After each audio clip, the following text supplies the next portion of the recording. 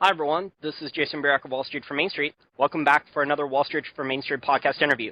Today, Mo Dawood and I are joined by a very special guest. He is one of our very favorite financial commentators out there, out of all of them, out of the many hundreds and thousands of different experts we've listened to. And we've been listening to him for many years, since he was doing King World News, since before one of our favorite books, Currency Wars, was published. He has over 35 years of experience in the financial markets.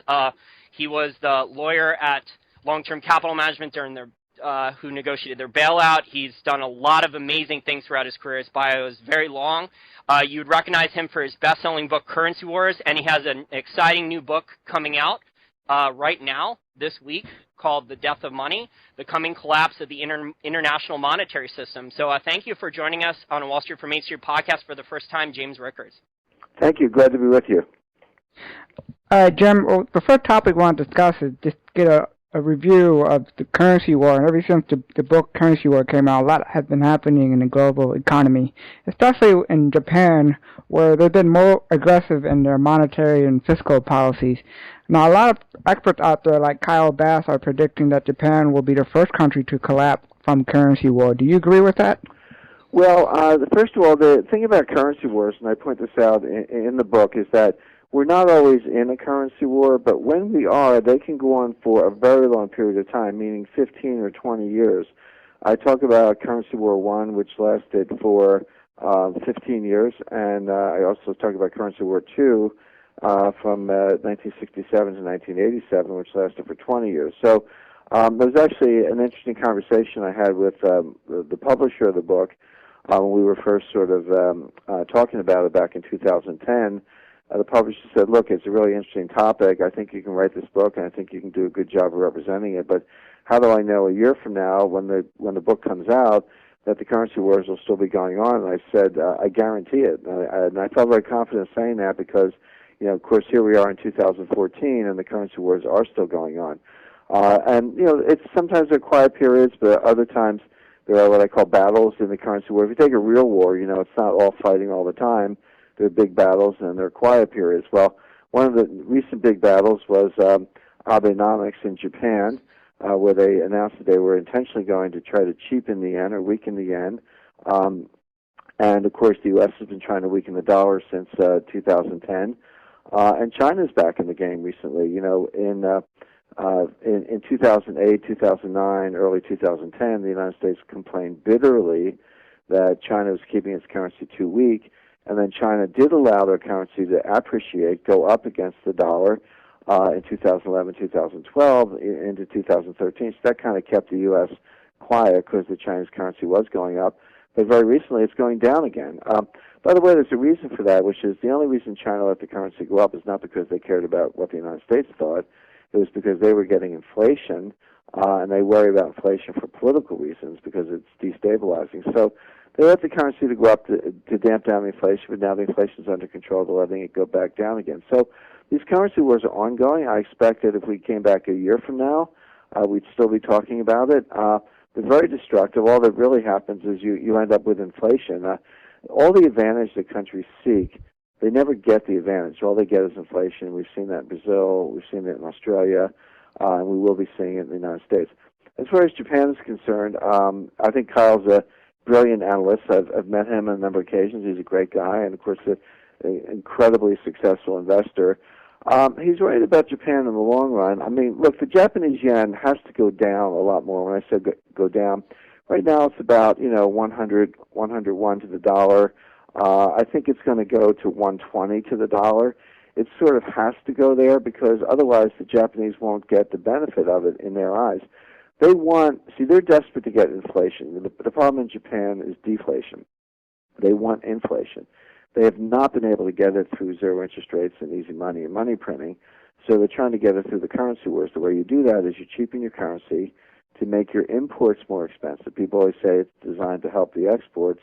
Maybe, but it's really designed to make imports more expensive. In the case of Japan, that means energy imports. If you have to pay more, that's higher prices at home. It feeds into the supply chain and so forth. But when you do the math, and Kyle has done a great job of actually analyzing this, you're not given the energy component of Japanese GDP. You're not going to get 2% inflation unless the yen goes to 120 or even lower. So Yeah, I look for the yen to weaken a lot more. That's certainly what the government's trying to do.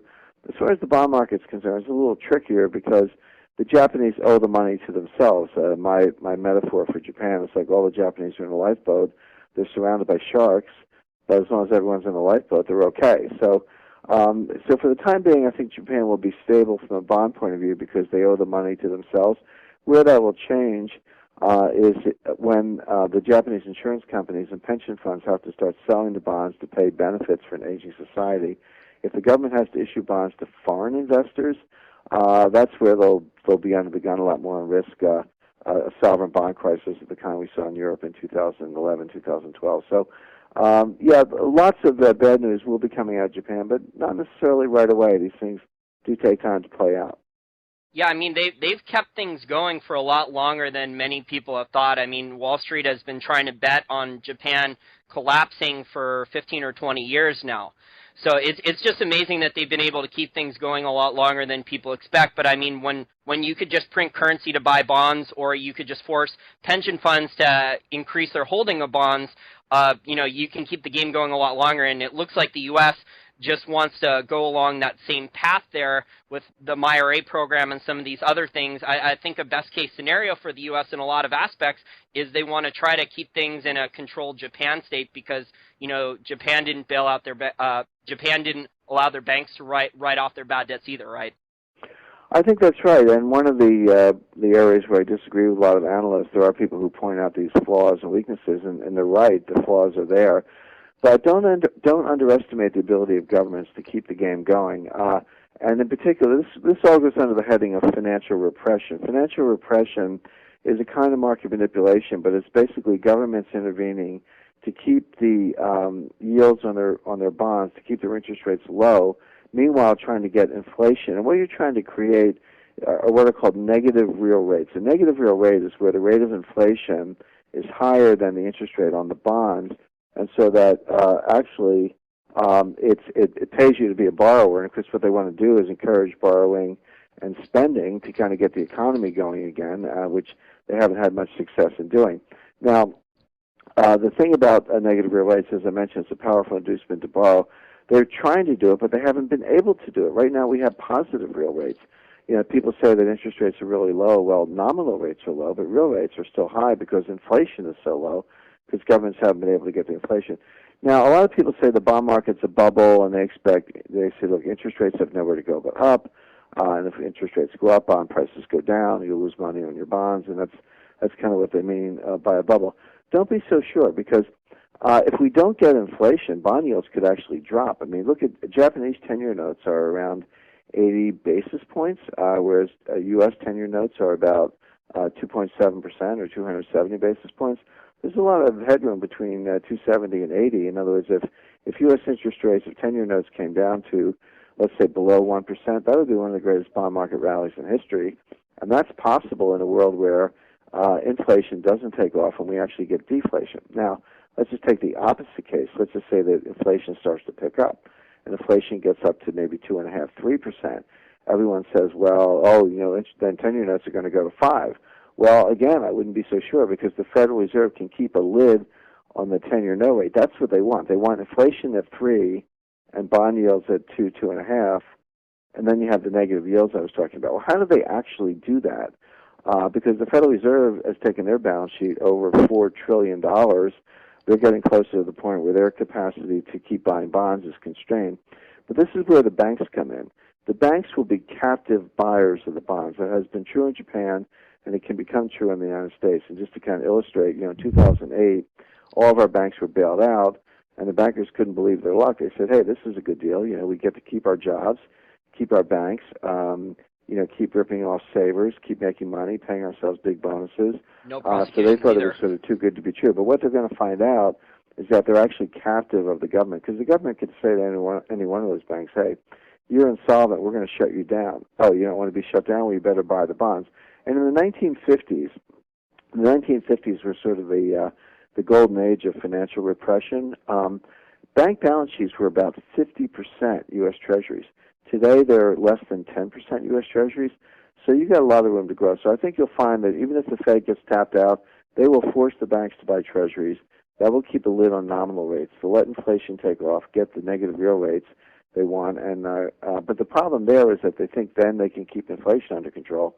That's where they'll find out they're mistaken. Once you get that kind of inflation, it takes on a life of its own and could go to 7-8%. And that's where that's where you want your gold, because the gold will preserve wealth in that environment. It's a very interesting point. I didn't know that in 1950s financial repression, how the banks had to hold that much in treasuries on their balance sheet as a force. Yeah, Japan's almost to that super saturation level. But let me ask you my first question here. A lot of the financial war games you played against academics and wrote about in Chapter 1 of Currency Wars has come to fruition and become fact, as it looks like China and Russia are indeed teaming up with other members of the G20 to supplant the petrodollar and the U.S.'s sole world reserve currency. Has anything major happened in the last few years since Currency Wars came out that you did not expect to happen when you wrote your first best-selling book? Well, I thought things would trend in the direction we talked about. And again, the war game you're talking about, we did this in 2009. I wrote about it in 2011 in Currency Wars. A lot of people enjoyed that part of the book. But one of the scenarios we did at this top-secret weapons laboratory where we did the war game was precisely that Russia and China would combine forces, pool their gold, issue a new gold-backed currency, but then furthermore insist that Russian natural resource exports and Chinese manufactured goods could only be paid for in the new currency. So they would basically run the dollar off the road. Now, admittedly, that was a bit of a stretch, and we were trying to think outside the box because that's the point of war games. You don't do things you expect. You try to do the unexpected to help military planners look at potential crises coming down the road. But I have to say, we were laughed at. When I brought this up and we proposed the scenario, and I had other people who sort of agreed with me, some of the what I call the Harvard types, just really laughed in our faces and said, you guys are being ridiculous, gold has no role in the system, what are you talking about, et cetera. Well, since then, since we did this in 2009, Russia has increased its gold reserves 70%. China has increased its gold reserves several 100%. No one knows the exact number because they're secret about it, but we do have enough information to form that estimate. So things are kind of playing out as we expected. Now, there are specific events that are very hard to predict, but they're consistent with that theme, and I'll mention two. Number one, last December, President Obama lifted economic sanctions on Iran and sort of gave Iran a green light to go ahead with their nuclear weapons program. Of course, there are negotiations, and there's a lot of happy talk about Iran agreeing to certain limits, but in fact, Iran still has its nuclear power plant, which produces plutonium, which isn't good for anything except building nuclear weapons. They still have their centrifuges. They're still enriching uranium. So Saudi Arabia has taken this as a stab in the back. The petrodollar deal struck in the 1970s by Henry Kissinger with the Saudis basically said that the Saudis and by extension OPEC agreed to price oil in dollars. And that meant if you want oil, which everyone does, you have to pay for it in dollars. That means you have to have dollars. That was a very powerful floor or prop under the status of the dollar as the global reserve currency because people were forced to get dollars whether they wanted or not if they wanted oil. But that was a two-sided deal. One side was that the Saudis would price oil in dollars, but the other side of the deal is we would protect their national security. Now, the United States has in effect reneged on that deal by anointing Iran as the regional hegemonic power. We're threatening Saudi national security. And you look at how one Middle Eastern leader after another, Gaddafi, Mubarak, have been toppled. The Saudis are saying, hey, we're next, and you're anointing Iran. So they take it as a threat. So they're going to start to move away from the dollar. Now, that's one thread. The other one, of course, is Crimea, where Russia has gone in and they've taken Crimea, and that's really a fait accompli. It's part of Russia at this point. They've gone back to the ruble, talk about the currency wars. They knocked out their Ukrainian currency, and now they're using the ruble. Now, no one, left, right, or center, myself included, thinks the U.S. should intervene militarily in Crimea. That's certainly not going to happen. But the U.S. wanted to be seen to be doing something, so we put on financial sanctions. But what I told investors is that those financial sanctions are only for show.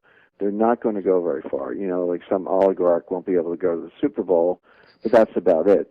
The reason is that to do anything tougher, and we could put on tougher sanctions, we're capable of it, we could seize Putin's personal assets. The two biggest banks in Russia are Sberbank and VTB, or Vneshtorgbank. We could kick them out of the dollar payment system, but we're not going to do that. And the reason is that the Russians can fight back. They could dump treasuries. They could make our interest rates go up. They could sink our stock market, sink our housing market, and worse yet, Russia could unleash their hackers and close down the New York Stock Exchange.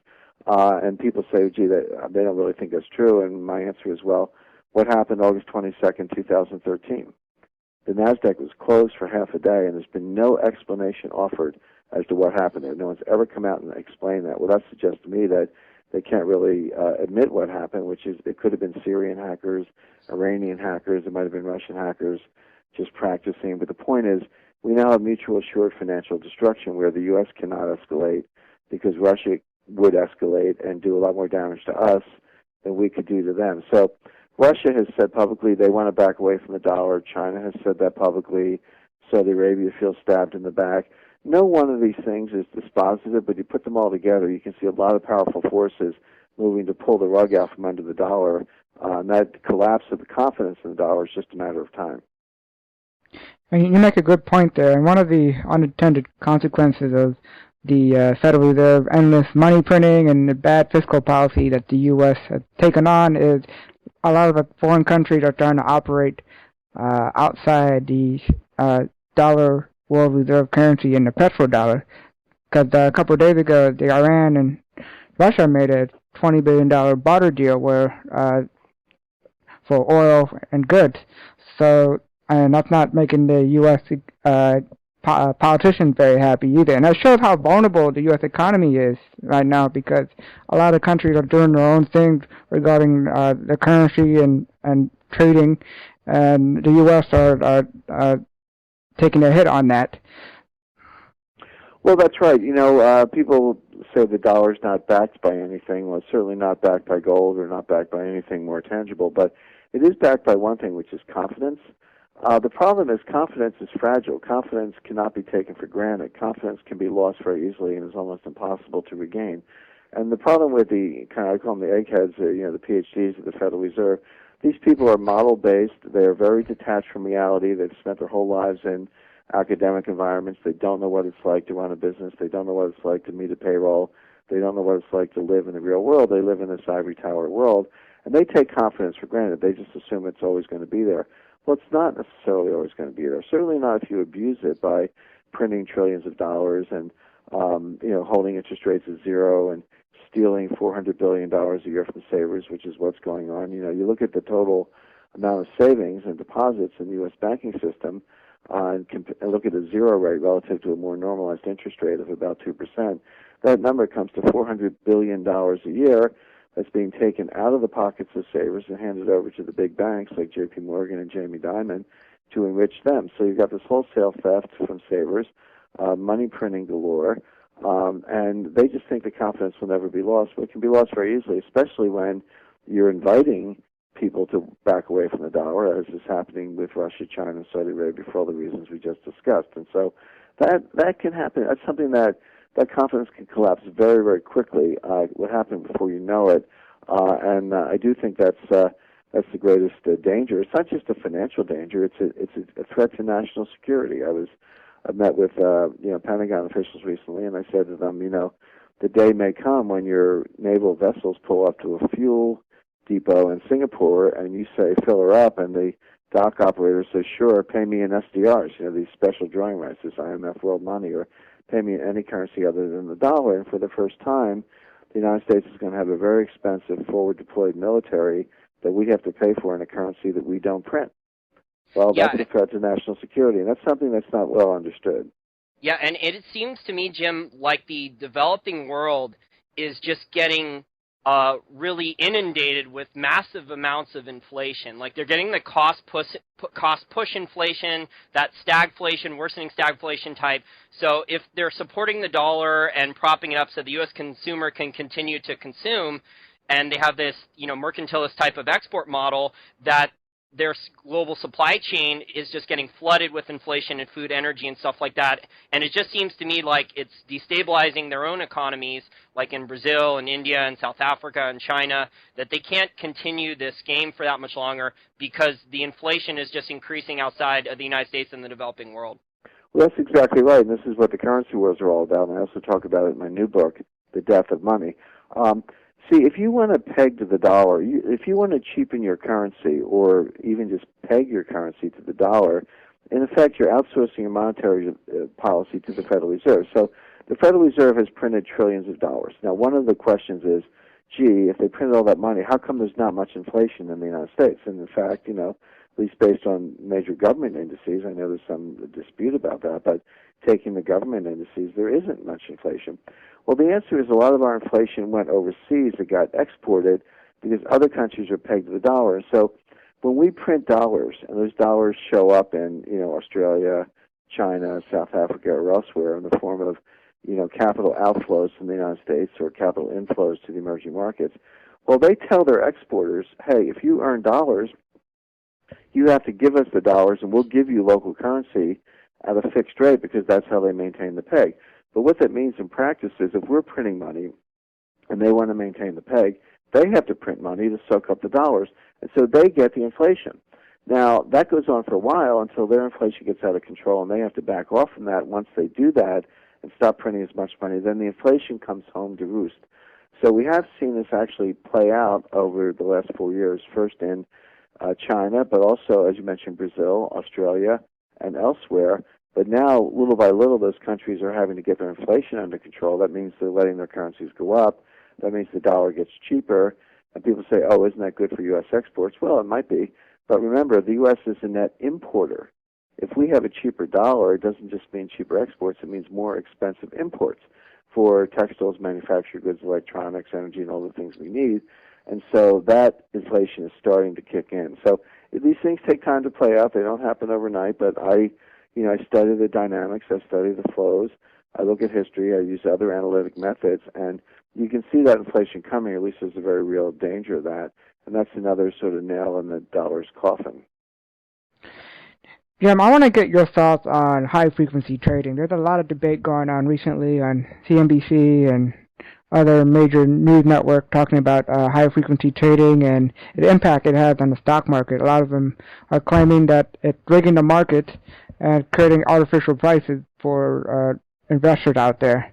Now, I want to get your thoughts on that. Who do you think has an impact, more impact on rigging the market, high-frequency trading or the Federal Reserve? Well, definitely the Federal Reserve. I actually have 2 chapters in my new book, The Death of Money, on market manipulation by the Federal Reserve. And I hope the readers have a look at that and enjoy those sections. But I spent a lot of time on how the Fed is rigging the market. So that's the real market rigging. Look, high-frequency trading is very dangerous and destabilizing, but not because of the front-running that, Michael Lewis, great author, but he talks about that in his new book. That's really not the danger. That's sort of a sideshow. Here's the danger from high-frequency trading.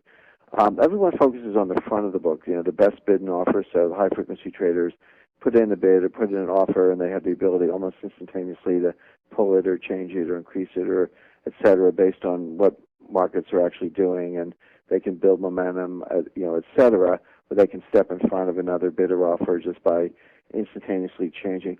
That's what they mean by the front running. That actually probably, on balance, adds liquidity. It's probably not that harmful, but the danger is the back of the book. It's the second, third, fourth, fifth best bid or offer. It's all the bids and offers that are conditional or contingent that are not being executed on right now. What happens is once you blow through the best bid and offer based on quantity, you go to the next best. The next best then sort of steps up in line and becomes the best bid and offer. Well, when you have instantaneous trading, you can think of all this as options. If I've got a bid in the back of the book, and based on my algorithms, I instantaneously pull it or increase it, those are in effect free options, and you have to look at the notional value of the stock underlying the bid or offer and think of that as a swap or any off-balance sheet item.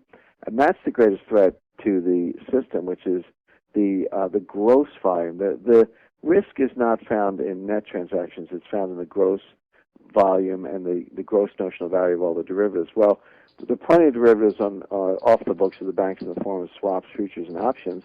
But if you think of conditional bids and offers from high-frequency trading as a form of free option, and then take the notional value of the stock underlying that and add that to all the swaps, this just means the system is even bigger, more dangerous, more densely connected than ever, and that is a precursor, presages of financial collapse. So I think it's extremely dangerous, not because of front running, but because of the conditional nature of the bids and offers. They're just more swaps and options. Yeah, that's very interesting, and there's just been so many games with the level 2 quotes. There was a lot of traders out there that used to live by level 2 quotes, but now the high-frequency trading community has just made it completely ridiculous and totally worthless because they can pull their bid and ask immediately, right? Which, you know, is not supposed to be allowed. You're not supposed to be able to put bluff bids in there and pull them like that.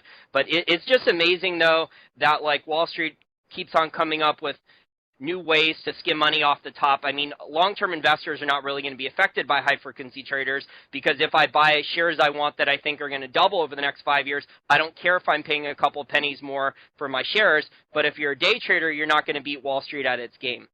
Well, I think that's right. But again, I'm not as focused or as concerned about those little day trading games. And I'm not saying they're unimportant, but to me, that's not the real risk. The real risk is systemic risk, the risk of a massive, near instantaneous collapse of confidence, not just in the dollar, but the financial system as a whole. And you're exactly right. If I can pull a bid, it's not really a bid, it's an option, and options are derivatives, and it's derivatives where we see a lot of the risk in the system. And I'd always focused on sort of the off-balance sheet of the major financial institutions, and it's only lately when I've looked closer at high-frequency trading, I suddenly saw options in the back of the book because, if I can pull the bid, it's not really a bid, it's an option, and it's just more derivatives, more instability. The system is even more unstable than I thought, and I've been one of the people talking about that for years. Now, let's transition very quickly to gold here since we're above 25 minutes. There's another financial commentator out there, Jim Willie. He's been interviewed by Greg Hunter, USA Watchdog, too, along with you. Jim Willie and one of his best sources, The Voice, who works in the London gold market, claimed China has already accumulated over 10,000 tons of physical gold just in the last few years through over-the-counter transactions, through its military, sovereign wealth fund, offshore hedge funds, other channels off exchange that people can't really track. How plausible do you think the scenario is, and could it have happened while the paper price of gold dropped from 2011 to 2013? Well, there's no question China has been acquiring thousands of tons. Now, how many exactly? I don't think anyone knows that, and if others want to put that number out there, I would say, well, show me your sources. One of the things I do is, and I did this in Currency Wars, I do it in my new book, The Death of Mining, I try to do it in interviews, is I won't just make a statement, however provocative it may sound. I try to back it up with hard data. So when I look at the hard data for China, we do have some hard data. We don't know exactly how much they have in gold reserves. No one outside the Communist Party leadership knows that. But we do know their mining output is about 450 tons a year. We do know that imports through Hong Kong are running about 700 tons a year. We do know that some is coming in through military channels off the books. We don't know how much that is, but you can look at global output and draw some inferences. It can't be 5,000 tons because the world doesn't have 5,000 tons. In other words, if China got 5,000 tons that we don't know about, I think they definitely have 3,000 or 4,000 tons that we do know about. But if you want to say, well, they've got 5,000 more that we don't know about, then you have to answer the question, well, where did that gold come from? All the gold in the world produced annually is a little over 2,000 tons. The IMF has only sold 400 tons in the last 4 years. The U.S. has sold nothing. Other central banks stopped selling in 2009. So you can't just make up a number like that without explaining where it came from. Now, we do see some outflows. We saw 500 tons came out of GLD warehouses in 2013. That's one of the reasons that gold performed poorly in 2013 was 500 tons got dumped on the market. By the way, that had nothing to do with investor sentiment, which is what people like to talk about. That had to do with the authorized dealers who actually run the GLD looting the warehouse. Because if you and I want to buy or sell GLD, that's a share. It's an ETF. Trades on the New York Stock Exchange. So maybe I want to be a seller, you want to be a buyer. But that's a secondary market transaction. It has no bearing on the amount of gold in the warehouse. The only people who can go in and raid the warehouse are the authorized dealers who, by and large, are the same people who are the members of the LBMA, the London Bullion Market Association. In other words, the big gold banks like J.P. Morgan and Goldman Sachs and others. Well, they went in and got 500 tons and sent it to China. And I know it went to China because I met with refiners in Switzerland who told me the bars were coming out of London vaults, which is where the GLD gold is. And they melt it down, turn it into kilo bars, and send it to China. So that's observable. So my estimate for the amount of the amount of gold that China actually has somewhere in the 4,000 to 5,000 ton range, probably closer to 4,000 tons. I don't doubt that they're trying to get to 8,000 tons. I think that is their goal because they want to be on a par with the United States. So when confidence in paper money is lost and you have to rewrite the rules of the game and you have a Bretton Woods-style conference, the most powerful voices are going to be the people with the most gold. And so China wants gold so that, A, they can hedge their paper dollar holdings, and B, they can have a large voice at a new international monetary conference. So I think they're targeting 8,000 tons, but the evidence indicates that they probably have 4,000 tons. If somebody wants a higher estimate, you have to explain to me where the gold came from because there's not that much gold in the world. Now, Jim, we asked our listeners to submit us questions for us to ask you, and we got a few bunch of them, but we only have time to ask you one of them, so we're going to ask you one of the questions that we got. And one of them was, I would like your opinion on the amount of gold that the United States has left. Do you think the U.S. still valued gold? It seemed to me that the U.S. looked at gold as a relic of the old days. Could the U.S. view gold as a shiny metal that really has little modern-day value? Well, the United States has 8,133 tons of gold. We keep it in two locations. Approximately half of it is at Fort Knox, which is a military base in Kentucky. The other half is at West Point, which is a military base in New York. It makes sense, to put your gold in two places. A lot of people say the gold's not there. That's nonsense. The gold is there. Now, it could very well be leased out. It probably is leased out.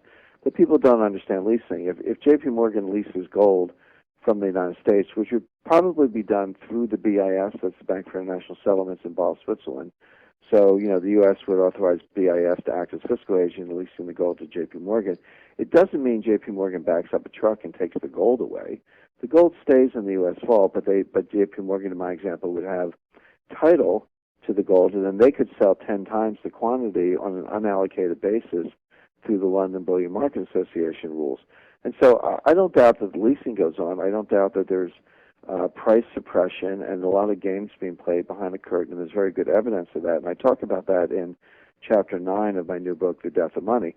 So that's going on, but it doesn't mean the gold's not there. The gold is there. There's another 6,000 tons at the Federal Reserve Bank of New York, but that's also, a lot of that is also leased out. So I think people get confused about where the physical gold is on the one hand versus how much gold is available for sale through paper shorting, unallocated sales, leasing, futures, and other transactions. So there's far more paper gold than there is real gold. There's no question about that. And again, I talk about that in my book. But it doesn't mean the physical gold's not where it's supposed to be. It just means it's been leased out, 10 times over. As far as the United States is concerned, the fact that they keep it on the books at $42 or approximately an ounce, which is the price that was set, by the U.S. and the IMF in the mid-1970s. So what? Anyone can take a calculator and, take the market price times the amount of gold, and you know what it's worth. So I don't think there's any magic there. Beyond that, I don't think Janet Yellen can spell gold. I'm being a little hyperbolic, but I don't think she thinks about gold. She's too much of an academic, too much of an egghead to really understand the value of gold in the international monetary system. I don't think Janet Yellen understands gold, which is actually a bad thing, because if she did, she'd have a little more respect for the paper dollar, understanding that she could be in the process of destroying confidence in it. But there are people manipulating the gold price. My number one suspect would be China, because China has the motivation. If you find a body with a bullet hole in it and you didn't see the crime, and you're a detective and you have to solve the crime, the first thing you ask yourself is, who had the motivation? Who had the motive to kill the victim? And then you go interview those people and see if their story holds up. So when I say who has the motive to keep the price of gold down, it's not the Federal Reserve, it's the Chinese, because they're out to buy it. If I were out to buy 3,000 tons, I'd like a low price too, at least until I'm done shopping, and then let the price go to the moon. So there's a very deep, complicated game going on behind the scenes. Investors need to understand that, and again, it's all in my new book. Okay, great. Your new book, The Death of Money, is coming out on April 8th. People can buy that on Amazon. Is that correct? They can buy it on Amazon. They can buy it from their local bookseller. They can download it on Kindle. It's officially out on Tuesday, April 8th, and I hope people have a look and I hope they enjoy it. And great, and I just finished reading that book a couple of days ago. It's an excellent read. I highly recommend it. It's a good follow-on book from Currency War. Thank you. So, Jim, I appreciate your time, and I appreciate you coming on for a podcast. Thank you very much. Glad to be with you. Yes, it was a pleasure, too. Thanks.